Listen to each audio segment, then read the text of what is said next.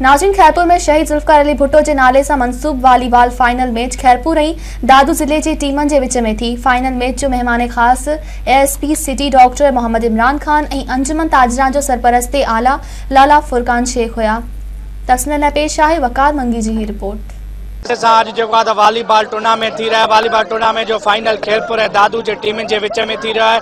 Final team जो मेहमान खास अंजुमन ताजरान जो सरपरस्त Lala Furqan Sheikh ASP city doctor Mohammad Imran है। जैसे अंजुमन ताजरान के सरपरस्त आला जो खटियल टीम के 10,000 हारियल टीम के 5,000 नकद इनाम भी दिनों है। अचो तो उन्हें ॻाल्हि ॿोल कंदासीं जेके सिंध में वॉलीबॉल सकाफती रांदि थी रही है, जो छा चवण आहे। सबसे पहले तो मैं मुबारकबाद पेश करता हूँ इस इवेंट के ऑर्गेनाइजर्स को कि ये जो उन्होंने इतना ज़बरदस्त प्रोग्राम अरेंज किया है, क्योंकि स्पोर्ट्स एक बहुत ही हेल्दी एक्टिविटी है, जिस्मानी सेहत के लिए भी और ज़हनी सेहत के लिए भी।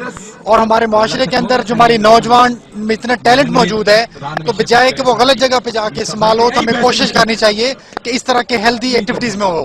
और मैं बड़ा खुश हुई है मुझे यहाँ पे आके देख के कि हमारी बड़ी फिटनेस है टीम्स की और बड़े जज्बे से वो खेल रहे हैं। मैं उम्मीद करता हूँ कि आइंदा भी इस तरह के प्रोग्राम जारी रहे। बड़ी खुशी की गाल है एशिया जो न बल्कि दुनिया जो अजीम लीडर शहीद ज़ुल्फ़िकार अली भुट्टो साहब जी अज याद में ये टूर्नामेंट थी रही है। वो पान के खुश नसीब समझा तो हे दुनिया के बड़े अजीम लीडर के नाले से मनसूब कियल उनके खराज तहसीन पेश करने लाइ रांद कई वही है। उन में शिरकत करने के फ़खुर समझा तो तव्हांखे इहो भी बुधाया तो रांदियूं जेके होंदियूं उहे सेहत के हवाले से इं होंदियूं आहिनि इंसान माना मच्छी पानी का सवा होंगी बेकार, ये इंसान गेम का सवा बेकार है। छो जो गेम्स आन तो अड़ा मेला भी आन, ये मानू लुत्फानंदोज़ भी थियन था, मज़ो भी अचे तो, इंसान सेहतमंद भी थे तो, तंदुरुस्त भी थे तो, हॉस्पिटलों भी वीरान थियन थियूं। अड़ियों सिंध में गेम्स थींदियूं रहन, छो जो इन्हनि जी तमाम सख्त ज़रूरत है। असांजी जेका लीडरशिप है सैयद कायम अली शाह साहब आहिनि, MNA अदी डॉक्टर नफीसा शाह साहब आहिनि, उन्हनि जूं भी स्पोर्ट्स के हवाले से खैरपुर में ख़िदमतूं के लिखियल छुपियल न आहिनि। उन्हनि तमाम सुठा ग्राउंड्स न आहिनि ऐं खैरपुर जा खिलाड़ी अॼुकल्ह माशाअल्लाह पाकिस्तान छा दुनिया लेवल ते अची विया आहिनि।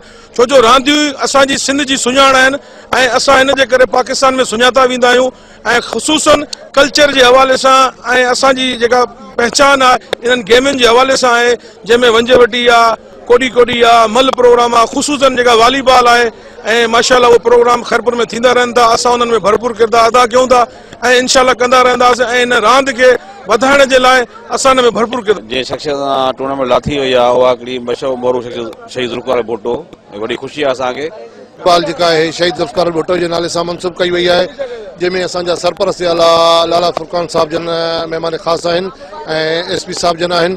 ऐं मां सम्झां थो त हीउ पहिरियों दफ़ो हूंदो जेका वॾे में वॾी इवेंट थियो आहे ऐं लाला फुरकान साहब जी एतिरी कावशूं आहिनि, एतिरी जदोजहद आहे जेके मां सम्झां थो साईं कामिल शाह अदी नफ़ीसा जा वेझा सिपाही आहिनि ऐं हुननि जी वॾी कावशूं आहिनि।